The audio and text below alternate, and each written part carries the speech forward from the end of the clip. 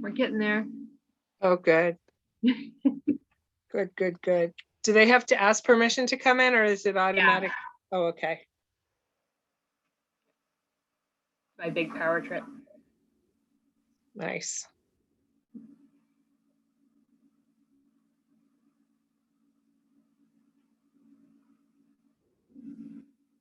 Oh, we're getting there.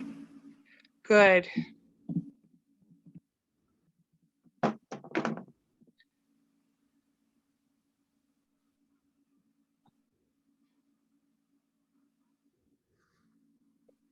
All right, up to 10 on my side. Mm-hmm. Good.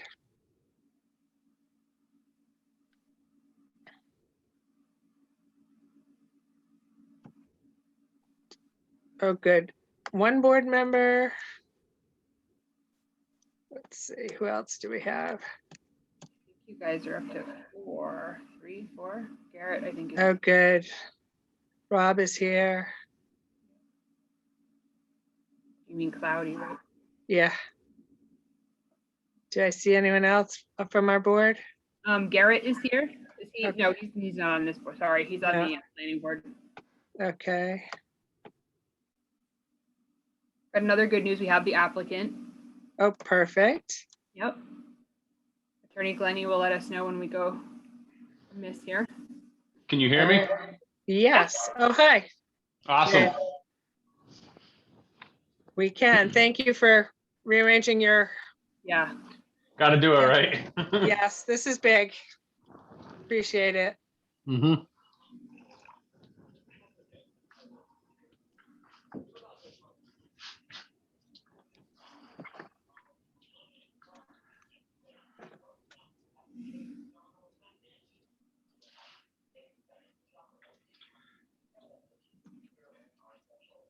By the way, great job with the minutes for the last meeting. That was quite a book. Thank you. That balance between it's not quite stream of consciousness, but it's also not quite, discussion ensued. Correct.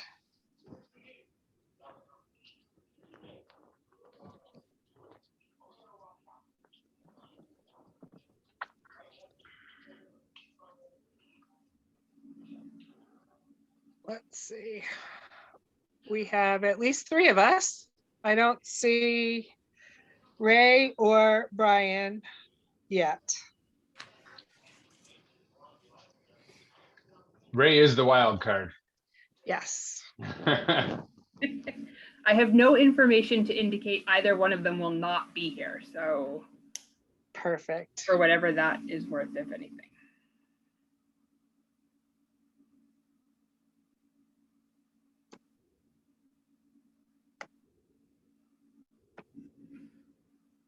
The phone numbers are coming in. Oh, good. If folks who are here can just put their name into the chat function for me for when I do the minutes, that would be really helpful.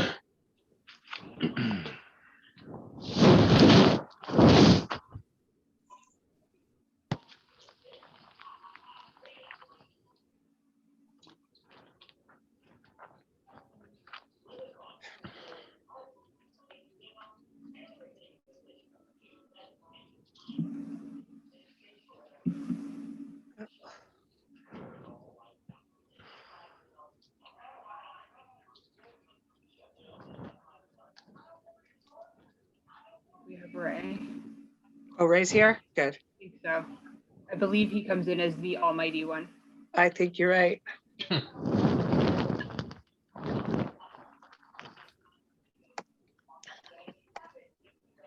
Slightly better than my name. As long as no one changes them at this point, I'm good. Do we have one phone number? For those of you who are just coming in now, if you wouldn't mind putting your legal name in the chat so that we can record everyone who's in attendance for the minutes, please? So I forgot. I have my, 'Cause we have someone with a phone number who's calling in. And hi, Ray. hello. Howdy, Ray. Hi, this is Greg Henson from Berkshire Design. Hello. Oh, are you the phone call in? Yeah, Yeah, I wasn't able to get on the Zoom. Okay, I can rename him. thank you. I think I can rename him. Hold on. And hi, Eric, how are you? Good. Nice. Allison, what do you think? Shall I open the meeting and we can review the minutes? Yeah, I think that's reasonable. Okay, alrighty. Being as it's 7:04, I would like to open the meeting of the Zoning Board of Appeals of Winchendon this evening. On our agenda, we have a couple of announcements and well, we don't really have a lot of announcements. We have minutes to approve and would like to welcome all the audience tonight for our Zoom meeting for the Chapter 40B approval. Before we actually really get going on anything, this could be multiple meeting evenings and a site visit. So I am not anticipating any decisions being made this evening. I will go over the process as we finish our business meeting and as we open the hearing this evening. But also, many of us have to get up at the crack of dawn and do our full-time jobs in the morning. So I would like to propose that we close the meeting or continue the meeting once it gets to 9 p.m. So I think that would be a good cutoff time for this evening so that we all can not have tomorrow be a total too early in the morning to carry on our business as usual. Is that a motion or is that That's something? just a Or suggestion. suggestion. Okay, all right. Just a suggestion. Either way, I Yes. second it. Okay, thank you very much. I would like to try to limit our time this evening and find a time to continue so that we can end the meeting tonight at about 9 o'clock. Maybe we'll be earlier, who knows? We're pretty efficient board. So we have minutes from March 17th for our board to review and approve if you've read them already. There's 4 of us here, so we can. Brian's just joining in now. Oh, Brian's just joining. Good, perfect. Hi, Cool. Brian. So has everyone on the board had a chance to review our minutes Yep. from March 17th? Vaguely. Vaguely. Does anyone have any questions or corrections? Oh, good. Okay. It seems a long time ago, March 17th, but thank you very much. Would one of you like to make a motion to approve those minutes? I'll make a motion to approve the minutes from March Okay. 17th. Okay, Second. okay. And we need to take a roll call vote. Eric Aye. and Ray, Aye. Rob Aye. and Brian. Thank you. And the chair votes aye. So our minutes are approved. Thank you very much. You're And welcome. just so people know who are visiting from Zoom land, my name is Cindy Carville. I'm the chair of the Zoning Board of Appeals. With us is Richard Stancombe, also known as Eric, Raymond Benoit, also known as Ray, Rob Boucher, also known as Cloudy, Rob. and Brian Vane, our 5th member. So before I even read the public, we have the public hearing notice read to open the public hearing. I would just like to ask the board members if any of you have any reason that it would be a conflict of interest for you to participate in this meeting as a board member of the Zoning Board of Appeals. Nope. No. Okay, thank you. And if you have a consideration, just say aye and state your name. Otherwise, I'll assume that everybody is good to go. Thank you. All righty.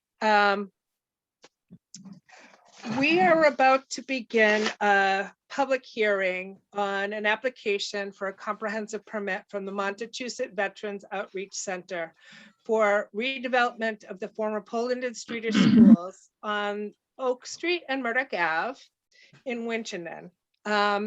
We will be reviewing the plan to create 44 units. And just so people know, 40B, or a comprehensive permit law, is a state law that was enacted to facilitate the construction of low or moderate income housing. So it establishes a consolidated local review and approval process known as the comprehensive permit. And it allows us, the Zoning Board of Appeals, to hold hearings and make decisions that take into consideration all of the local ordinances or bylaws and regulations. But it's very complex, and it's available. The whole permit is available on the town website to look at everything. I believe there's about 108 pages or more of the one thing. But before the applicant has even gotten here, you have to understand that some steps have already been taken before they can even get to this table. There's 5 stages of the 40B development, and there's a project eligibility, and that involves site approval and subsidizing agency approval. Then we go through the comprehensive permit process, which is us. And if it's appealed, they go to Housing Appeals Committee. Then they have a final approval, and then the construction and occupancy, and then the post-occupancy oversight. So there's many levels of state and even federal money involved in and oversight and laws and everything. So the comprehensive permit is a local ability to get things like variances, in this case for the height and the number of units, housing units that are a little bit different than our local, the people in the neighborhood. So how we will run the meeting is our clerk will read the advertisement. We will open the hearing. And then we will welcome the applicant. We'll swear in the applicant and welcome him to make him or her to make their presentation. And then when the presentation is finished, the board may have some questions. We have a few questions from town boards who have like the fire and the public works and the health agent, who have a couple of questions in correspondence. We will take questions from the public and the neighbors if there's time and we're not past 9 o'clock. We will definitely take your comments at our next meeting, but I do foresee this to be a back and forth. Ask for information, get the information. Questions and answers will be taken in and considered. I do want to consider the board. This is an important big project, so I would like to plan a site visit as well, where the members of the board can walk the property with the applicant and come back with some more detailed questions. As long as we don't deliberate, we do not violate the open meeting law. We can go and walk the property, and as long as we don't have a meeting on the property, we can have a site visit without violating the state law. Let's see. I think that's it. Ray, could you possibly read the hearing notice for us? Hopefully I can. Can I just request that everyone can put their name in the chat for me so that when I go to do the minutes, I have that to help me along? That would be great. Thank you. Like me too? Like us? No, I got you guys under control, I think. Oh, okay. Thank you. All right, notice is hereby given that the Zoning Board of Appeals will hold a public hearing on Wednesday, April 28th, 2021 at 7:05 to consider a comprehensive permit application from the Montechusett Veterans Outreach Center for redevelopment of the former Poland and Streeter schools on Oak Street and Murdoch Avenue. Assessors map lot 5B2-117 and 118, Winchendon, Mass. 01475. Said redevelopment to create 44 units of housing for veterans and related site work and improvements. Said property is located in an R10 neighborhood residential district. The hearing will be held remotely via www.zoom.com, or if it is safe to do so, in the second floor auditorium of the Winchendon Town Hall, 109 Front Street. All interested persons should plan to attend. Zoom information to be posted on the agenda in the town calendar online. A copy of the application information is available by emailing that email. Yep. Managoon@townofwinchendon.com. Alternative translation and accommodation for disabled persons is available by advanced request. Thank you. You're welcome. Very good. So I would like to open the meeting, take a motion to open the hearing rather. Would somebody like to make a motion at 7:15? I'll make a motion to open the hearing. Thank I'll you. And do- second. Thank Ray. you. And all in favor, state your name and say your vote. Ray, Eric, aye. Rob, aye. Ryan, aye. And Cindy Carville, the chair, aye. All righty. I already asked if anyone has a conflict of interest, which we don't, and we've already introduced the board members who will be sitting on this hearing. We're a 5-person board, and we need a supermajority to conduct business here, which would mean 4 out of 5 board members need to vote in the affirmative in order to pass special permits and variances. Let's see. I think at this point, it would be awesome if the person who's representing this project would introduce yourself and present the project to us. Hi, I'm attorney Keith Glenn, and I represent the Montechusett Veterans Outreach Center. Of course, there's a lot of other people who know much more about this project, and I'm sure can introduce it better than I can. So I'm not sure if we want the project manager to step in at that point, or how would you like to proceed, Rochelle? Actually, I will start. My name is Larry Berger, and I'm the project manager for this project. I'm with Answer Advisory. And I'll just quickly jump in and say this is Rochelle Bartolotta, colleague of Larry Berger, also with the Answer Advisory team. Thank you.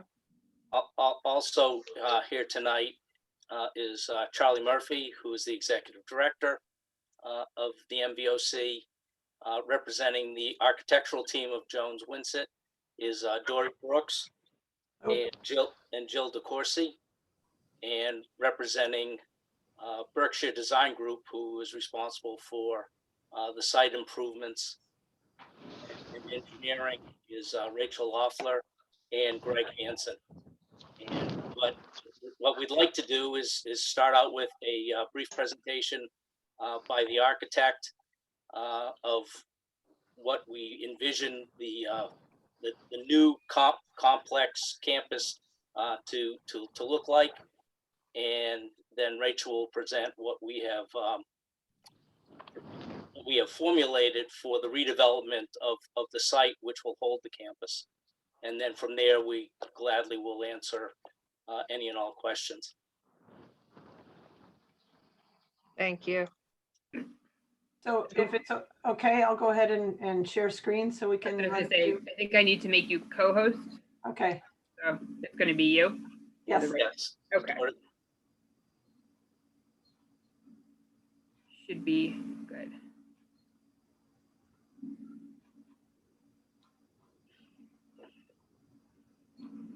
Yeah, can everyone see that? Yes. Familiar location, I hope. Okay, so I'm just gonna present a few of the images that were in the applications. So they're probably familiar to you, but for folks watching from home, to give them a brief overview of the project. So we're addressing the 3.8 acre parcel here on Oak Street in Murdoch Avenue. Sorry, I'm going to interrupt for a second. Sure. We're seeing two screens of yours. Oh, you are? I think Yeah. if you Thank And you. we're can share seeing, just the PDF. yeah, and we're seeing your notes also. Well, that's good for you. You can read them and I won't have to say anything. That'll make the minutes much easier. Let me change screens here. How about that one? That look better? Yep. Oh, There there you you go. There you go. Yay. Yeah. Thank you, Rachel. Full screen. Full screen. Okay, so this is the parcel. It's Murdoch Ave and Oak Street, 3.8 acres. You're probably already familiar with these historic structures that are on the parcel. In general, the area here is next to Monument Park and near Winchendon Council on Aging to help orient. The area surrounding is primarily residential. The existing buildings date back to the 20s and 30s and were used formerly as schools and have also been used for other purposes, though they've been vacant for some time and have obviously fallen into pretty tremendous disrepair. So the project seeks to take these properties, rehabilitate them and connect them and add to them in a way that enables them to be really brought back to life and made useful to the community. The site itself has no significant growth on it. It's relatively flat and relatively unencumbered by landscaping, and we hope to improve that significantly. The massing of the proposed project will maintain the height of the existing buildings, which were obviously built prior to zoning regulations being put in place. So we're not exceeding that. The massing aims to kind of really be respectful of the existing buildings by stepping back in the main area. So on the left, the larger brick building is the existing Streeter School, and the right building is the existing Poland School. The proposal is for us to place in Poland, once it's renovated, 7 units of individual housing dwellings, fully complete apartments with kitchenette, living room, bedroom. And then to create 17 units in the existing Streeter School. And then in the area between, there are areas where we'll have additional units here and here to make the total for the whole project of 44 units of housing. And I'll show a little bit of the plans, but just to give you a sense of the overall physical massing, it's a lot easier for a lot of us to understand a rendering. This is the rear, sorry, this first view is the view facing Murdoch Ave. And from a historic perspective, the Streeter Street entrance is historically significant, and the south entrance off of Streeter is historically significant. So both of those are being respected, and the building is kind of being created to try and really make sure those are honored. And yet the actual new entrance for accessibility will be off of Murdoch right here at this overhang area here, so that it's easily accessible.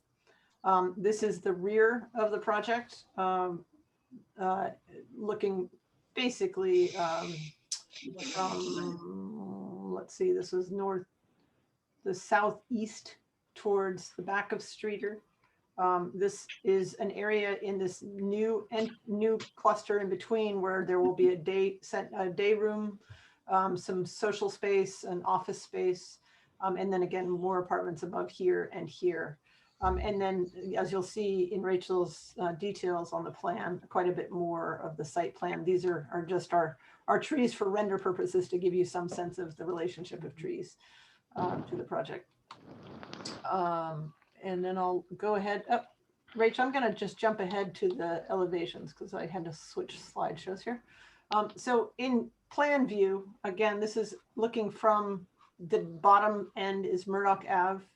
and the new entrance. And you can see again how this works out, that each of these pods creates a number of units of residential. So this is formerly a classroom converted into a living unit, and likewise throughout. But the overall first floor, because the buildings are at different heights, we're kind of ramping between the buildings to allow, they change in heights floor to floor. But you get the general layout here, that we have a common area here in the middle between the two buildings, a little bit of social space in our circulation, and the means of egress out at various points throughout the project. In materials, where again, this project is applying for historic tax credits, and that process really requires a very careful study of materials. And the Mass Historic and the state and national Interior Department of Interior guidelines requires that we really respect that fabric and try and differ from it in the new, so that we're not kind of emulating it badly. So instead, you see a real difference where the brick is respected. The new area will consist of metal panel siding and fiber cement panel, a kind of a combination in different areas to try and separate it a little bit. We have a more modern window approach in the new. In the old, we're restoring all the historic windows and matching the historic patterns of the historic windows. Same with the doors. All of this is being rebuilt, but restored to as close to the original character as possible, while the new will differ. Again, we are maintaining many of the historic entrances, but they're largely ceremonial. Some of them are for emergency egress, but the primary circulation really is working at new locations that are easier and more accessible. Let me go back to Rachel and allow her to talk about the site plan, which is quite a bit more significant. Thanks, Dory. And I should mention that Greg is here also on the phone, and he's been pretty instrumental to developing the site plans as well as the grading and stormwater drainage. So he's here to answer questions. So as Dory mentioned, we have a really wonderful site in terms of this project, in the sense that we have space, and how even though it was built prior to zoning, it meets all the zoning requirements. So we're well within the max, the lot size requirements and the setback requirements. The buildings sit really nicely on the site. From a site access and use point of view, we concentrated 22 parking spaces to the south of the parcel off of Oak Street, with a drop-off loop that's one way that would allow also for buses or shuttles to come in, with a small bus shelter at the end of the parking area. We also, in total, the parking spaces, parallel parking spaces with the 22 spaces on site, provide 55 spaces for the project area. And then moving into the site, around the perimeter of the site, we're going to be repairing the existing sidewalks. We'll get a new facelift, and the grades, and then will be smooth, and they'll be brought up to ADA standards to provide access into the project. As Dory mentioned, we have an accessible entry off of Murdoch Ave. And then the majority of users, we believe, will be coming from the Oak Street side to yet another accessible entrance. All the pathways within this area are fully accessible. And the idea is to build in seating areas and nooks and other places for residents to sit and hang out. We're providing a bocce court, a gravel bocce court, just north of the parking area, with little seating nooks off the bat. And then we have patio areas that can be programmed and used. Right now we're showing tables and chairs that are movable for various events and functions, for those who live there who want to play cards or eat meals together outside. And then surrounding this area are, we have we're accommodating garden beds to the east of the site. And then a small courtyard area off of the big day room that Dory was describing. We imagine that a lot of this indoor-outdoor interface to be lovely. We have 5 flagpoles to honor our veterans. And just off of that, we're proposing a columbarium, a place where remains of folks can be interned. So more of a memorial feature that is on center with a detention basin and a alley of sycamore trees.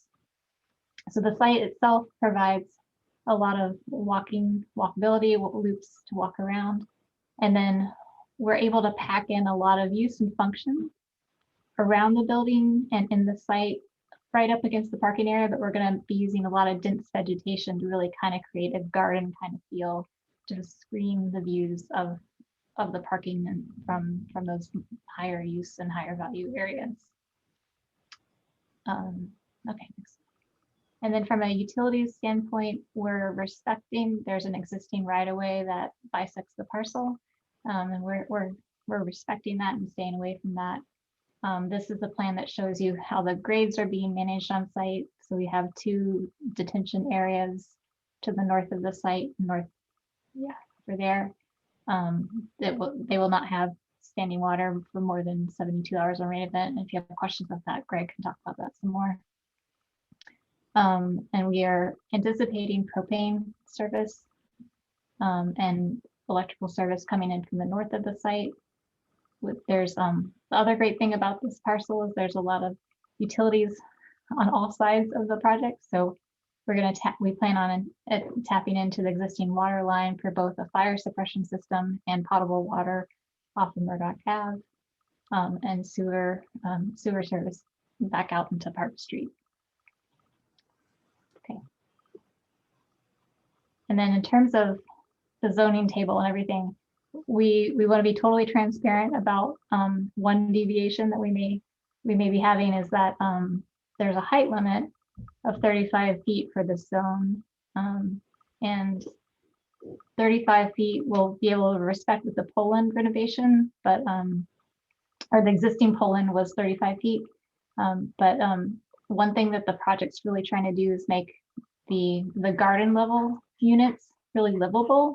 And there were a lot of discussions early on about actually dropping the grades around the perimeter of those lower levels to allow for more light into the garden apartment. So we were able to drop the grades 2 feet at Poland. And what that has done is even though it's existing condition, existing height is not changing, the height of the building is not changing, the ground plane's dropping. So we actually are going to be 37-foot height exposed Poland at that point. Dory, is there anything more you want to say about that?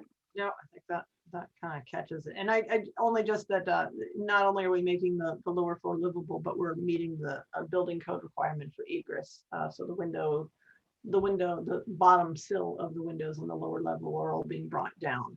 So the new windows going in will be larger. So that's how those units become better for air circulation, but also important as a means of getting out in the event of an emergency.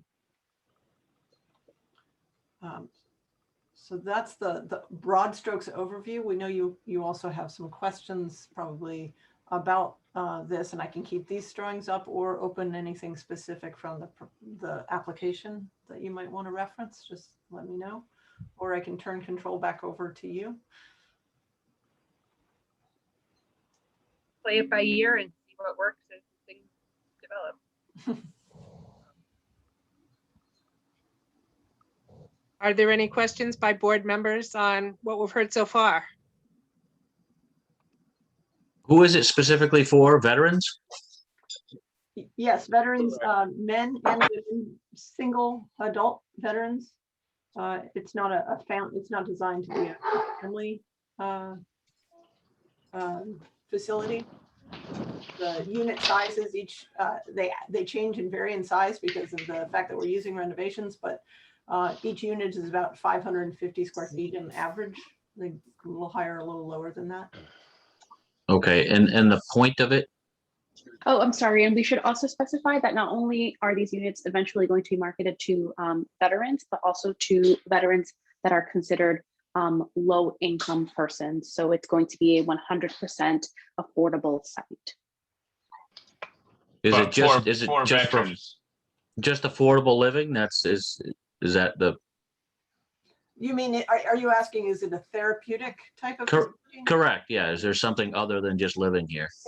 No, it's residential in nature. There's a staff office here, and there's the MVOC does outreach with veterans, but this is not a hospital care type facility or a therapeutic facility per se.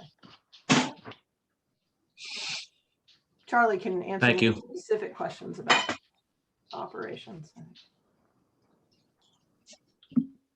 I have some questions about the utilities, and I don't know if others are going to speak on this, but it said you're going to hook into existing utilities, water, sewer, with the amount of units that are on this or proposed to be on this plot. Will the existing utilities, water, sewer, handle that? And is somebody going to speak on that? Sure. We'll be adding, a fire protection system. So that's a water consuming element for sure. And obviously expanding the water service. In terms of the heating and cooling for the building, contemporary units of this size are best served with air source heat pumps. So they're electric based. So the propane use is really primarily for hot water heating. So very limited amount of propane usage. More of the usage is electrical in nature because air source heat pumps are primarily electric based units. So that's the largest utility usage really is the electrical. Those units are all served via units that are based on the roof. Primarily, we have a transformer on site that will be kind of providing that support to the building as well. While there is propane, it's not of considerable quantity really, given the size of the project. Okay, and the sewer with the number of obviously bathrooms that are going to be in this place, and concentrated in that one area, are there any concerns around that area with the sewage being able to handle that in that area? None that I'm aware of yet, and from the city standpoint, no concerns have been raised at this point. Okay. So at this point, I'll just throw out there that part of this process is that these plans and application have gone to all the department heads, other boards for comment. So Eric, to your question, DPW had one comment about the handicap ramp coloring, but he has no concerns about sewer water capacity. Those are all set. Okay, I was just worried about the volume in that area and whether the current system can handle that. And are we going to run into an issue down the road with the town then has to deal with it? So just so you know, let's keep that question out there. And at some point, the board has the authority to request a peer review for engineering plans. So that might be a question that we could ask our town engineers to evaluate, because I don't think any of us have the expertise to answer that question authoritatively. Well, except for the fact that it used to handle a whole lot more kids than it did the people that are going to be living there now. Correct. However, it's 7 days a week, 24 hours a day, and 180 school days. So it's a lot more volume. You're right with the dishwashing and the the kitchens, but when you consider showering and laundry, will there be laundry on site? Yes, there will. There's a shared laundry area per each roughly 4 or 5 units, so in a cluster of units. Okay, so there won't be an individual laundry in each apartment. It'll be a shared. Okay. What is there a minimum amount of units that were needed? And what was that number if you have it? I'm sorry, minimum that are needed in order Yeah, to. so to do this project, was there a minimum that needed to be done, like 30 or whatever? Generally, in terms of receiving state support for the project, there's a sort of a sweet spot of 40 to 45, 46 units, which is why we aim for that size. typically on Gotcha. the project. Because anything smaller is sort of undesirable for state funding and support.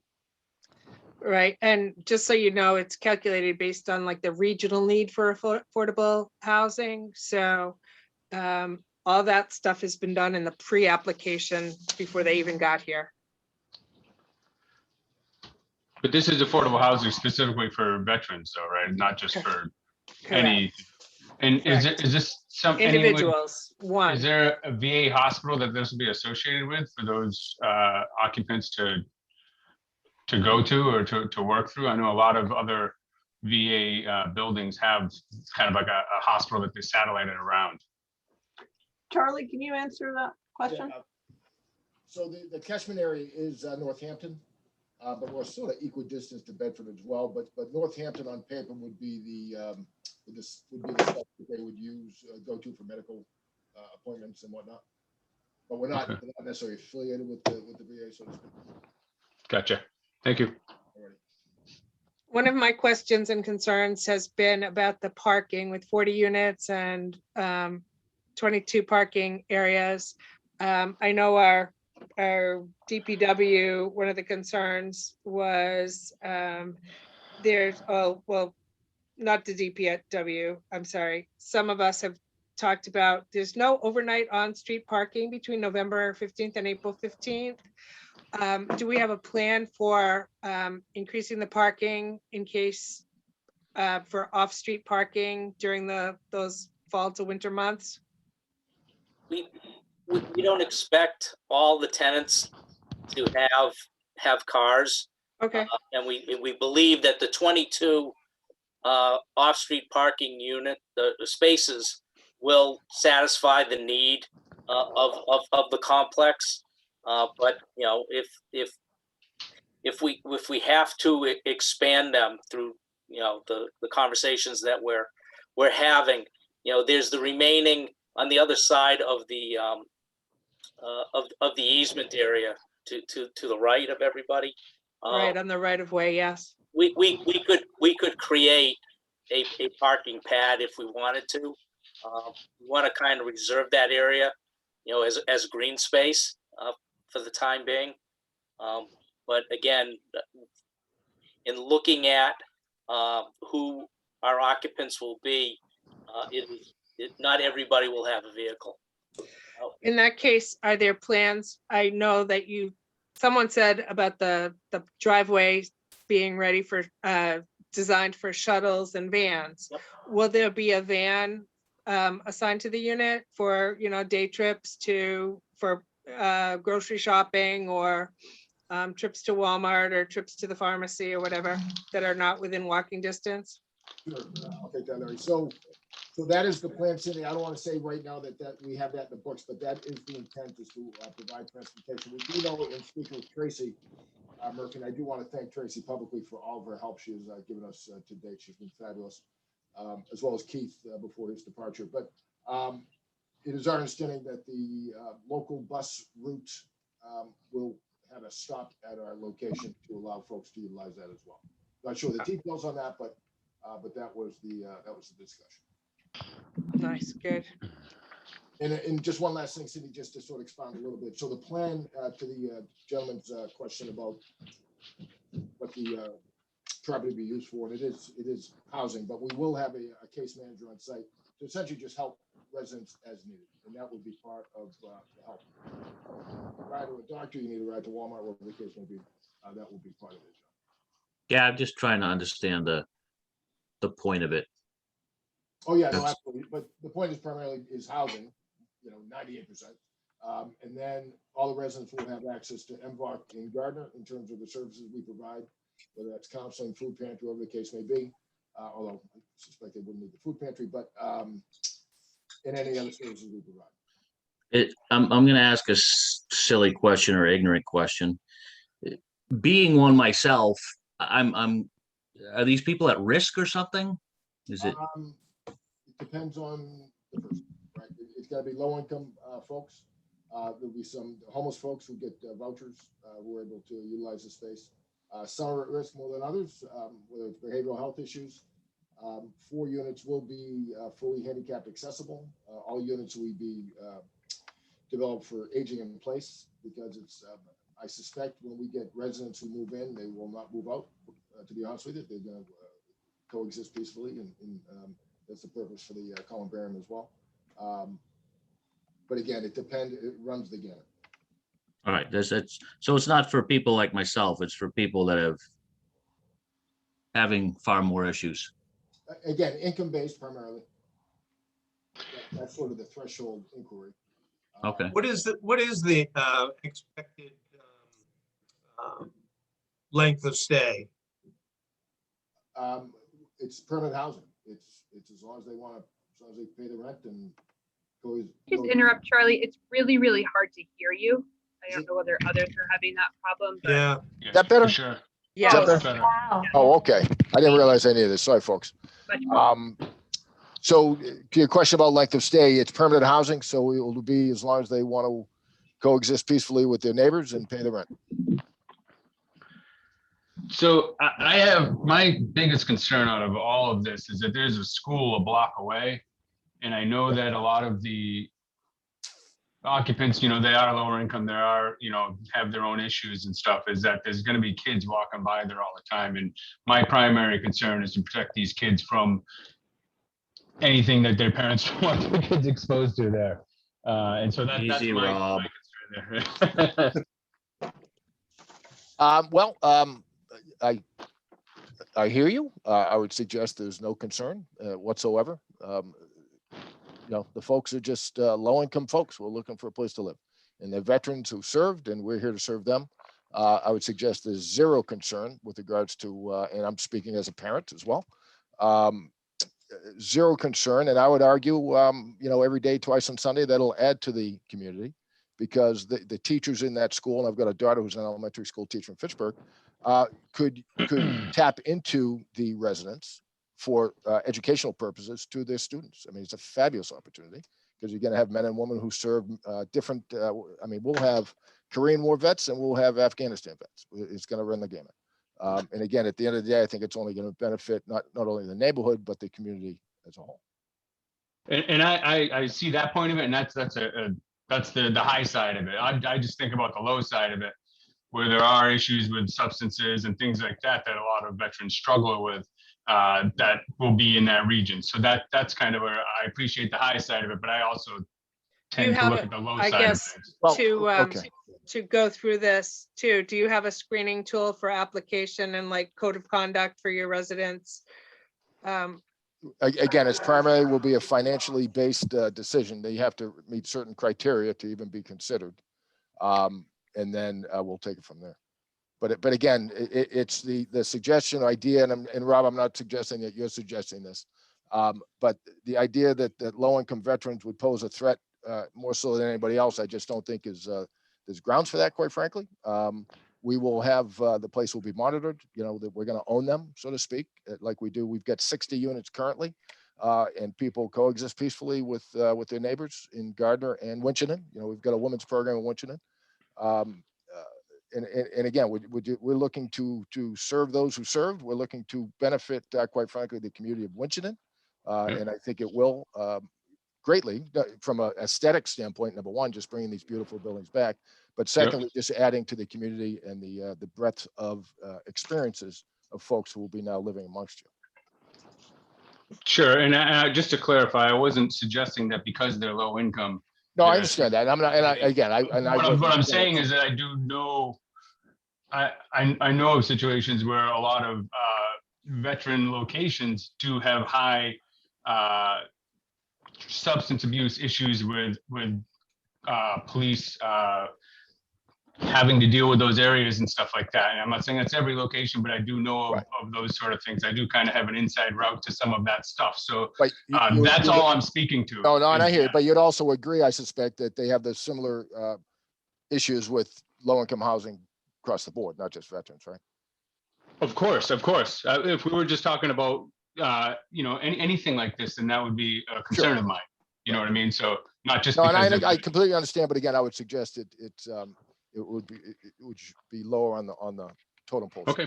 I just want to throw it out there, that's But all. I appreciate that. Thank you so much. Charlie, do you connect the veterans to the community at all, or is it they're Well, on their own? No, to the extent that we can, and that's part of what we look forward to with the senior center right there. You can throw a rock and hit it. I think there'll be a lot of collaboration. Now, I haven't had any discussions with those folks. I talked to Keith and Tracy about the idea of it. But that's almost a layup. I mean, right there. I suspect we'll have some older folks, and they'll certainly get older as they're with us. So that's a great opportunity to add to that program and programs. And I hear great things about the director and the program. Yeah. So I think that'll be a great opportunity. And as far as the rest of the other parts of the community, any opportunity that's out there, we'll certainly pursue it through, your board, the selectmen, the town Right. manager, or the Well, having been that person coming out of the service and having issues, it's seeing this come in is kind of putting a smile on my face. I just want to make That's sure awesome. that some of the plans were, if a lot of them have no idea how to do anything other than Oh, what yeah, they no, did. yeah, Right. no, that's, Yep. and that's part of the case manager's job as well, is to assist on that front. Nice. That's awesome. So Great. moving to a couple of other technical questions. I have a couple of, not questions, but just things that need to be addressed on behalf of the fire department. As of today, we know that sprinklers will be required for the code, but the fire department did not see them on the drawings. We're only at a design development phase of the work. So the drawings that they were looking at were purely architectural and don't show the plumbing systems and the fire protection systems yet. Good answer. But it is definitely intended by any building of this size in Massachusetts would have to be sprinkled. Right. Exactly. Eternal flame component, is that in the crematorium? Correct. No, there's no cream. It's the Not, columbarium. sorry, I said the wrong word. It's okay. No, we're not gonna, no, sorry. Again, there would be as part of that component an eternal flame. Okay, and so they would need more information on how that's engineered and designed. And then we also have some questions in regards to vandalism. We do have the veteran cemetery within like 4 or 5 miles of this project. And we were wondering if this is like too much, or if it's, if it's an integral part of your project, or just what would happen if it was vandalized? What would happen if this building changed hands and became low-income housing for maybe the elderly, or, some other aspect, and you sold it to a different thing? What would happen to that wall? So Cindy, I can answer that. So it would be nice to have. And to be honest with you, I've got friends who run other veterans organizations in the state, out in the western part of the state specifically, and they did a very similar project where they brought back a school and they built, I want to say 50 units, and they built columbarium, and that's where I got the idea. So if the town isn't happy with it, or if pushback from neighbors, or the case may be, that is certainly not a deal breaker by any means, because you make the very good point. The beautiful state cemetery is 3 miles away. Right, exactly. Yeah. So let's consider that for future discussion, I think. Sure. Let's see. One other question from the Board of Health: how will lower level units be protected from existing moisture and mold? Yeah, so Kind of spoke to that by the change in the elevation of the garden. to some degree, the other thing that would be important to note is in doing this work and excavating down to create those openings, we'll also be adding drainage to the side of the building. And so buildings of this age weren't designed with that level of a drainage barrier on the edge of the building, and any sort of efforts to pull the water away from the building like we would do today. So that's one thing. The other thing is on the interior, these will be fully conditioned spaces, which they were not in the 1930s. So we'll be actually re-insulating from the interior. So all three of those efforts will have a huge impact on the quality of the spaces. And then we'll also get more air into them by lowering the windows.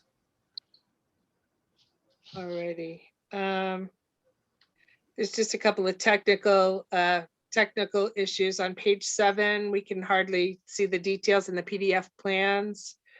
And To clarify that for a moment, Cindy, that may be something that I created as I try to okay. condense things, but for whatever reason, page 7 in the details, it's like every third letter is missing and nothing's legible. So we can coordinate kind of behind the scenes. And you had another comment, Allison, about the first page, second paragraph, about the reference to the other town's fire department. Exactly. There's just one dangling reference to Lee in there that should probably be. I can share these comments and concerns obviously directly with. Perfect. I like the idea, like you said, of using the parking was one of my off-street parking, and 22 spaces was one of my larger concerns. So I like the idea that there's, a good chunk of land on the other side of the right of way or the easement that could be designated for additional overflow parking. And I'm not sure that it would have to be, it could be seasonal overflow. I was thinking of if it's evening parking, if there's a storm, the off-street parking would be really important. Overnight parking during the day, I think it's overnight parking from November 15th to April 15th. So during the daytime, if there's visitors or whatever, that wouldn't be an issue. It would be the after 9 p.m. or whatever it is that we have to, or 6 p.m., whatever time it is, we have to get the streets cleared, or during a storm, which would be important. You bring a good point up with the snow concern. I think we always have this balancing act on projects of trying not to create more impervious surface than necessary, because you're also trying not to flood the stormwater systems, and you're the great lengths to do that. So the position currently is that this really should meet the requirements for the building, but we have the capacity to expand it. So it's one of the things that the preference would be to see if it does meet the needs, and if it does not, then there's a capacity to expand. And definitely, we've already talked about the availability of this land for the potential, say, for reinforced turf as a way of providing additional parking on a seasonal basis or emergency basis. But how very few, residents typically in this project are likely to own a car and necessarily want a car on site at all times. So. And I should say that we've seen this in a number of projects of a similar type, where we've gone and maybe the project has a higher ratio of parking, housing unit to parking, and the parking lot ends up being empty most of the day, most of the night. So from what we've seen, the 0.5 ratio is pretty applicable. Okay. Good. Although I'm going to be the devil's advocate here. Are most of the other projects in larger cities or places with more access to public transportation? Winchendon is so isolated with transportation, it becomes a whole different ballpark, and many people who would not normally need a car find they need a car too. It would take, I don't know, like 3 or 4 different links to get to the Veterans Hospital unless you had a vehicle, to get to Northampton or Bedford. There's no public way to get to either of those points, to the east or the west. In order to get even to Worcester, you have to hop on the bus, go to Gardner, go to Fitchburg, go to Worcester. Or hop on, there are trains in Gardner, there's trains in Fitchburg and Leominster, but it just becomes, and the MART bus does come through town, but it is a little bit more complicated than having a city bus run through the neighborhoods like every 30 minutes. For sure. So, I just think that's something we have to really consider. It may be worth considering going from the 0.5 to from 50% to 75% or something like that. It's nice to not use what you don't need to use, but if you find yourself, halfway through and you don't have spots, it's trying to split that line, I guess. Well, I think we can discuss that further. Are there any other questions or concerns by the board on what we've heard so far? All right. Cindy, I would just like to piggyback on the parking. Yes. I wasn't real clear on where that additional parking on street would be. Are they gonna be marked out? Do we need further signage on those areas? Are you Because it's talking about Oak residential, do we Street have and- signs, from here to the corner, you can't park? I mean, are there gonna be additional signage and things that's gonna be needed for that? The roads are, Oak Street is kind of narrow as well. So, and you did mention that you were going to revamp the sidewalks and make them handicapped accessible with the ramps and everything. So in doing so, is that going to change the width of the road at all? No, not at all. We're actually going to pull the sidewalk a little bit away from the edge of the curb line to give a little bit more buffer and make it feel safer for people on the sidewalk. So we've got a 4-foot grass strip between the sidewalk and the road. Oh, What Okay. about, or do you want to elaborate further, Cindy, or anything? it looks like there won't be a lot of on-street parking on the Oak Street side simply by virtue of the driveway being a wider and the corner. So maybe where those, is that trees with those circles and the dots? Yeah, Yes. Maybe under the trees, there'd be room for several cars, 2 or 3 cars. we could prepare a diagram with a little bit more detail for another meeting if that would be helpful. That would be very Sure. helpful. That would The sidewalk and the, what it's going to look like. That would be wonderful. I was just thinking as we were talking about this, about actual like outside lighting at night. Is that something that's going to exist? And then how are we going to control that to not interfere with the neighbors too much?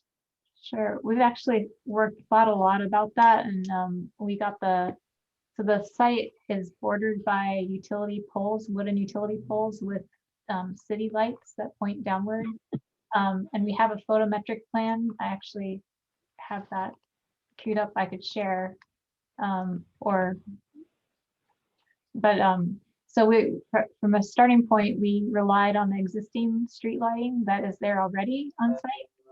Is it, do you know if that's normally on? I don't usually go up in that area at night, so I'm not really sure, but like on my road, the lights aren't on. Do they usually keep that on? Does anyone know? No one knows. Okay, all right. Well, that's something to consider anyway. If the light's already there, make sure that they're turning it on, and it Right, won't be a surprise later. there we go. Oh, good. The scale, oh, there we go. Thank you. Thank you. Can you enlarge that a little bit? Blow Yeah. that up? Is that possible?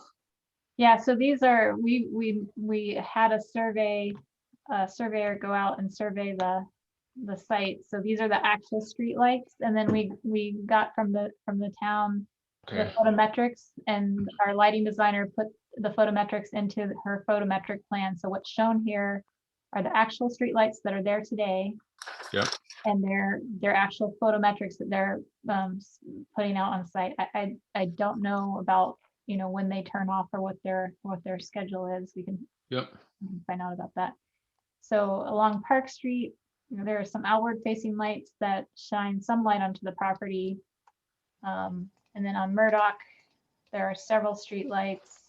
This is the other reason to move the sidewalk out away from the curb line so that we could actually have an accessible pathway past the Sure. utility poles. And so those actually are going to provide a lot of light to this side of Streeter and Poland already into the building. And then along Park Street, there are several existing street lights. We're going to move one of them because there's an existing one in where we're proposing the driveway exit. So we're going to move that. So those are all, except for this one that we're moving, those are all existing streetlights that would be the same and retained on site. Working Cool. inward from there, we have, we're proposing 15-foot high pole mounted site lights in the parking area. And then we have downlights underneath canopies along the building entrances. And then we have what we're calling catenary lighting. They're lighting on cables over the seating area. So it'll be like a soft kind of backyard feel kind of light. Those are dark sky compliant. And then some bollard lights in the seating areas that are just going to be screened from the neighbors by all the shrubs. So things like Right. shrub border and this shrub border is going to really help keep, Contain that. yeah, contain that. And then she highlighted for us in, I'll zoom back out, all the zeros with the highlighter color. I mean, it's completely dark over there. So the field area will be a nice dark buffer between the neighbors. Okay. So and it's actually really nice that it just sort of fits in with the existing lighting strategies that are there on site already. Yeah, it's pretty convenient, actually. Yeah. All right, thank you very much. That was helpful. I just wanted to, oh, go ahead, Allison. So I just wanted to kind of interject. It doesn't have to be a discussion now. The two goals for tonight were to talk about what additional information is needed, which obviously is unfolding as we speak. The other piece is just to have a conversation at some point with the board to talk about whether there's a safe harbor, component to any of this that folks are interested in utilizing somehow. So to that point, Allison, I think all of us attended a briefing, a meeting, a training back this winter on just exactly what a 40B comprehensive permit entails. And we did talk about the safe harbor process. And basically it would be a reason for us to deny it based on some of the technicalities. And then if we did, we would have to vote on it and they would appeal it and it would become a big process. But after reviewing the permit and discussing with Allison the permit and reading the 40B comprehensive permit handbook again several times, as chair, I am confident that we really do not have any reason to evoke the safe harbor conditions. And I think we should, it's my recommendation that we just move forward with the 40B permit. I don't know if any of my other board members feel differently, but I think I'm very confident that we have no reason to go forward with a safe harbor. And I don't know if we need to take a vote or if we just need to discuss it. I think we just need to discuss it. Right. Speak now or forever hold your peace, I guess. Or I agree. show me something that I'm not seeing, in other words. Right. Thank you. I Point agree out with you. something that I'm I missing. agree. Thank you very much. Okay. So that being the case, we will move forward with finding out what other, like Allison said, what other information we need to have from either the applicant or our own peer review process. If we need something done for that, if we need any more information. And I'm sure there are many abutters who would like questions answered. There may be other people from town on boards or just other citizens who are interested in asking questions. So I'm not sure where we want, which way we want to proceed, Allison. So the number of folks here is not as overwhelming as I had thought it might be. Makes things a little bit easier. I think people can raise their hand if that's an option. I know one of the abutters, Janet. Yep. There, Janet has a couple of questions and concerns. And so I'll give you the floor, Janet, if you want to ask your questions. Okay. Yeah. I do have some questions, and I've already spoken with you about having it in person, and I think we could get more people there. But Right now, I am going to just ask the questions. I have to go back to the 22 car parking spots. What about visitors? I happen to be on a road that is very narrow. That's Academy Street.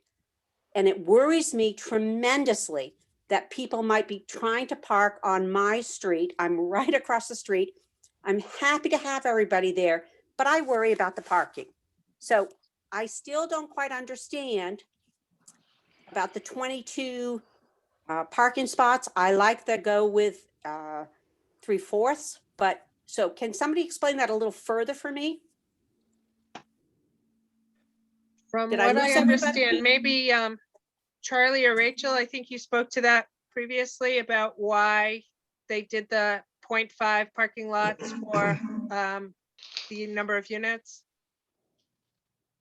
Yeah, I think the reasoning was just based on other projects, based on the, who we anticipate will be residents. It's a projection, you know, it's. And I get that. I get Right, that, right. Charlie. It's a projection. But what happens when 22 people are parked there in the summer? I'm not worried about the winter and you can't park on the roads. 22 people are parked there because you anticipated that, but they have 5 visitors. Where do they park? Well, the discussion, Larry broached the idea of the site goes, when you look at the site from your house to the right, that field is all part of the site. It's not Yes. inconceivable that additional parking overflow, I think Cindy may have suggested overflow, some sort of overflow parking is put there.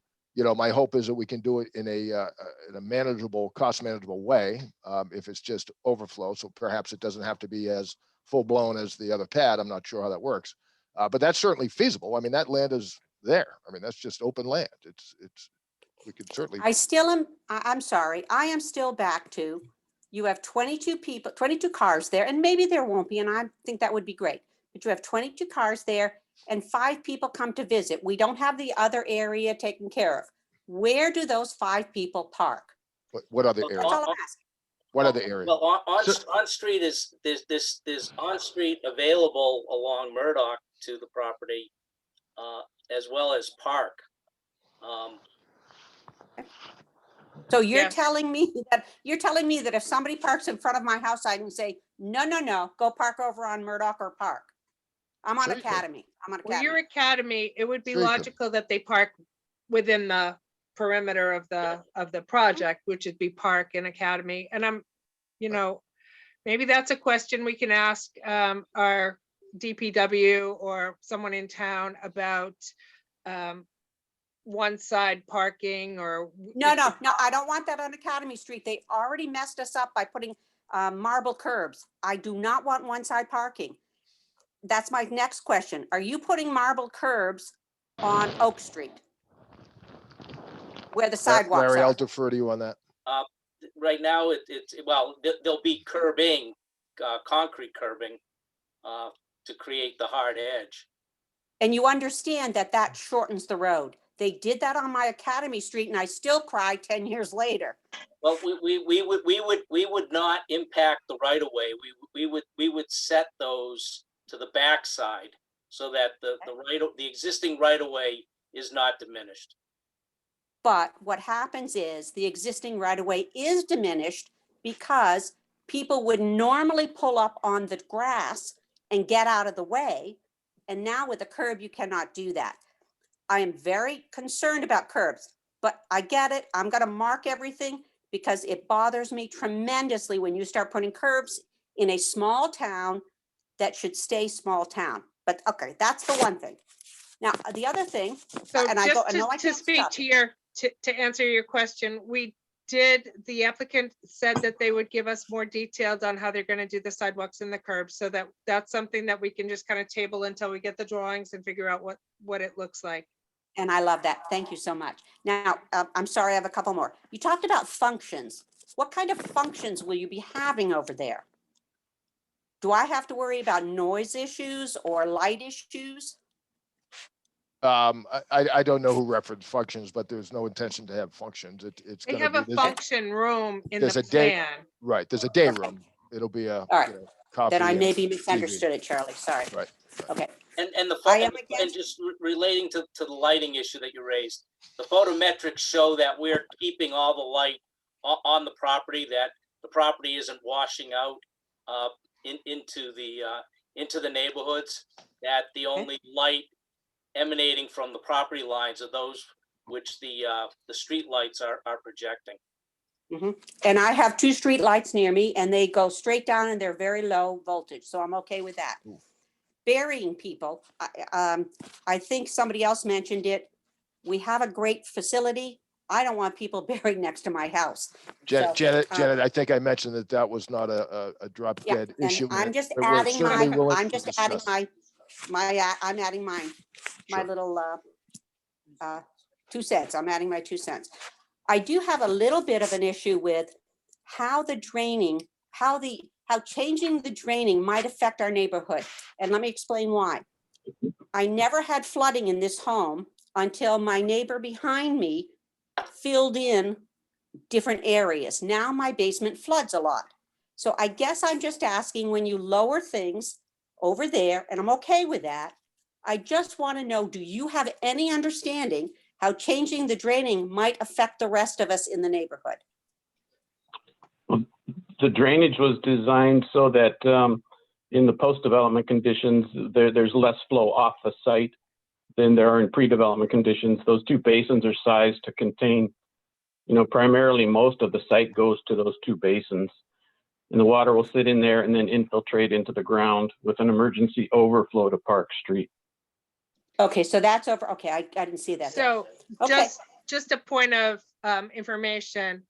Some of these questions are beyond the scope of the purpose of a zoning board hearing. These would be Okay. more questions that would be covered by the building department and, the site plan reviews and other things that are outside of this comprehensive permit.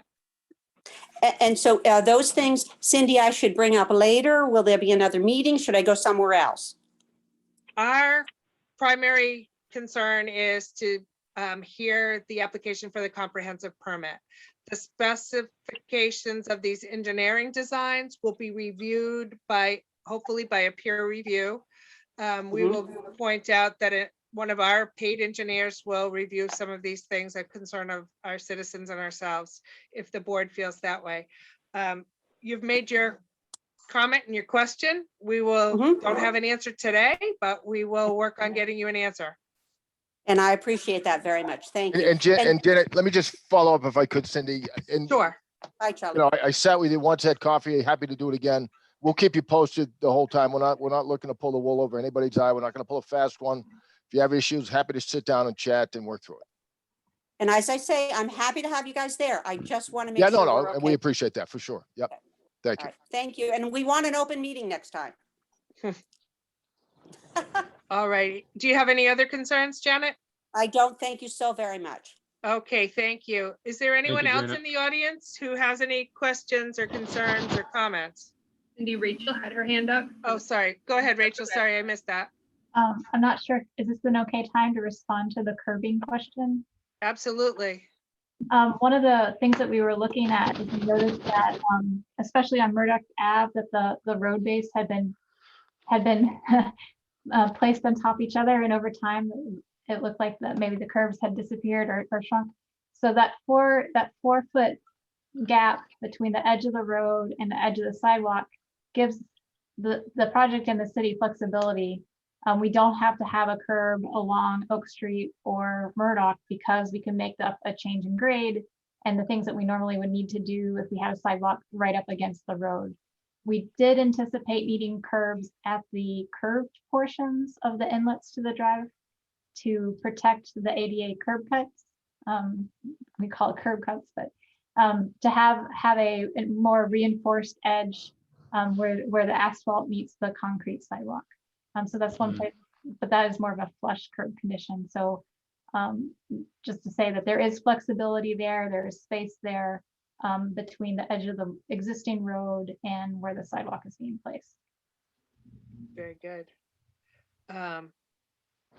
Hopefully that answers some questions, and we can work those details out as we move along.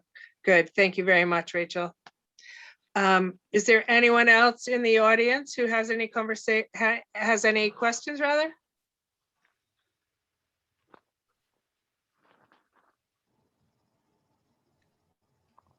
Cindy, I just want to throw out there that if there are folks who are watching this later who have concerns, in addition to attending meetings, folks can email me the same email address that was in the public hearing notice with those questions and concerns, and I'll make sure to compile all of the comments that come in. Thank you. Very good. Okay. One thing that I would think would be very valuable for all of us. I mean, we're looking at paper plans right now and we're looking at a site. I think it would be in the board's and the applicant's best interest if we scheduled a site visit, and as many of you technical people who could come on a site visit would be awesome. Is there a time or a day or a place? I mean, several of us work out of town and several of us work 10 or 12 hours a day or 14 hours, Ray. If you can give us some available, days and times, we'll gladly meet them. Yeah. What's good for the board? Tuesday and Thursday evenings are out for me. I just until the middle of May. I would hold off on anything evening because there's really not a lot of lighting either in the buildings or on the site right now. Would a Saturday morning work for anybody? I'm amenable to the weekends if that's what the board would like. Saturday or Sunday would be about all I have. Yeah, or sometimes. Yeah. Saturdays will work for me if they're after like noontime, because I do coach hockey and stuff like that. So I'll be dedicated to that Saturday. Sundays will work for me as well. So I'm malleable in that regard. And I know we have two firefighters who have a totally different schedule than the rest of the world here too. So if we had to do it in two separate, we could accommodate that. Just want to make sure we cover all the same information. Exactly. Well, can I throw out some dates and times? Let's see. This weekend is kind of not good for me. How about Saturday, May 8th? Does anyone have an issue with Saturday, May 8th? And would Rob, would maybe 12:30 work? Yep. Anyone else have this? Tentatively okay with me. Okay, Eric, do you think you could possibly make it, or? As long as I can come in work clothes, I'll be good. I think we're fine. No dress code required. I mean, definitely I business. definitely will be. Definitely. Brian, do you think you could make it on the 8th at 12:30? Possibly, yeah. Okay, all righty.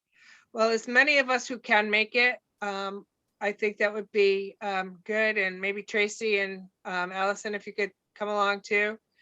We'll just have to review the fact we're gonna post it as a site visit and not a meeting. So we can't like deliberate. We can ask questions. We can not really talk to each other about this. We could just do a site visit and see what we're looking at.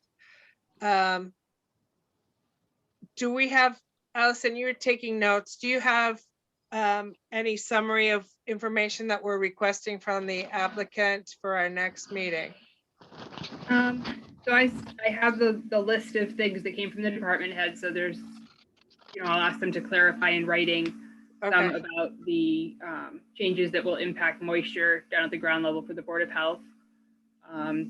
It sounds like the columbarium potentially is not something we need to spend a lot of time discussing or investigating. I guess at this point, maybe we should ask whether we should just take it off the plan or. Yeah, I mean, I think that's something probably the project team will need to talk about. Right. That would certainly remove a number of concerns and questions, but I will let the fire department know that those plans will be morphing along, but they understand the sprinkler needs. It sounds like parking and curbing are still, you know, of some concern. So I'll work with the applicant to kind of refine that and have a formal call back and forth. I think at this point, the big question would be whether the board members feel that a peer review or any other kind of studies, you know, kind of macro level information is necessary. Early on, Eric had made a comment about the engineering design for the water, the wastewater flow. Yep. And the capacity. I mean, even the capacity, the intake water too, for the apartments and the fire and the sprinklers. Yep. So I think at that point, maybe, I think that's the only concern I have Okay. with, as well as, you know, the parking, as far as the technical information that I don't have the capacity personally to evaluate. So how would you like that to be? We could have our engineers coordinate with the city a little bit further and provide a written response on that. That would be great. Yeah. That's what I was going to suggest. Typically, the DPW will, you know, potentially have conversation with the applicant, and then the DPW will issue, you know, a quick letter that just states that they have no concerns about capacity or the ability to service the project, and then that kind of checks that off That's fine. for everybody. That's fine. And did you also, just to clarify, Allison, did you say that a written response on the moisture concern? on Yes. ground floor? Yes. Yeah, I think that's helpful at this point. You know, I can relay the information to the Board of Health agent, and he, you know, obviously may reach out to you guys directly. And any of the written comments, we will provide a written response to. So if there's other questions, if they can be forwarded on. Yep. In the package that you had sent to me, the only two comments to date were about the lower level garden units and moisture, and then keeping in standard with the tactile mats at the handicap ramps. Yep. Yeah, a couple more came in, you know, today or yesterday, and it just becomes cumbersome to kind of keep blasting them out to people piecemeal. But I'll compile those along with, you know, as I go through the minutes. You know, and obviously if anything else comes in from abutters or citizens or department heads who are perhaps a little more swamped than others, you know, get that going too. Okay. So if we have our site visit on the 8th, do you think that we could continue this meeting, this hearing on the 12th of May, which is a Wednesday? I think so. I think unless there's a lot of deep calculations that need to be made based on questions related to the site walk, that should give us enough response time. I'll just interject briefly. I don't know. So typically the board meets the third Wednesday of the month, which would be the 19th in May. That's right. I'm sorry. I know that works from the broadcasting and space and Zoom accounts and all that kind of stuff. That's kind That of would give us extra time as well. so if that's not problematic for folks. Yeah, the 12th won't work for me, but the 19th actually will. So that'll be. Perfect. Perfect. Well, then let's propose that we continue this meeting until the 19th at 7 p.m. What works for me? Okay. And meanwhile, if anyone else has any other written questions, we can, through the chair or through Allison directly, we can forward them to the applicants. And if we find it necessary to have a work meeting between the zoning and the planning department and the applicants, we could definitely schedule a work meeting that doesn't have to necessarily follow the open meeting law protocols. We can do that. I know the applicant has worked very well with the planning department so far, and we appreciate that in town. It makes our job easier. Allison, go ahead. I was going to say, we do need a formal motion to continue to 7 o'clock on the 19th. Okay, would someone like to make that motion? Make a motion to continue this meeting to May 19th at 7 p.m. Okay, and I'll second it. And state your name and state your vote, please. Eric, Rob. aye. Aye. And Ray, aye. And Brian, and the chair votes aye. And do we also need a formal motion for the site visit? Nope. The other thing I'll just throw out there is that I do have a couple of full-size sets of plans. So if there are folks either on the board or abutters or other interested parties, if folks email me or call me, we can coordinate. Technically town hall is still closed, but I'm happy to come out in the parking lot on a nice day and bring the roll plans, and I'm happy to try and, answer questions from an engineering perspective or whatever based on my background as well. Thank you very much. That's helpful. So do we need a motion to continue this to the 19th? We just did that, but we We need just did that. a motion to close the meeting tonight. There we go. If we're ready to close, if there's nothing further that we need to discuss. And it's still light out almost. No, not really. No, it's not. I was gonna say, in May. Another month or so. There you go. It's definitely not 9 o'clock. So I appreciate everybody's ability to just facilitate this meeting very well. And I don't think that, I'm very surprised, as you are, Allison, that there weren't more people who came with questions. But that speaks to the applicant's Diligence.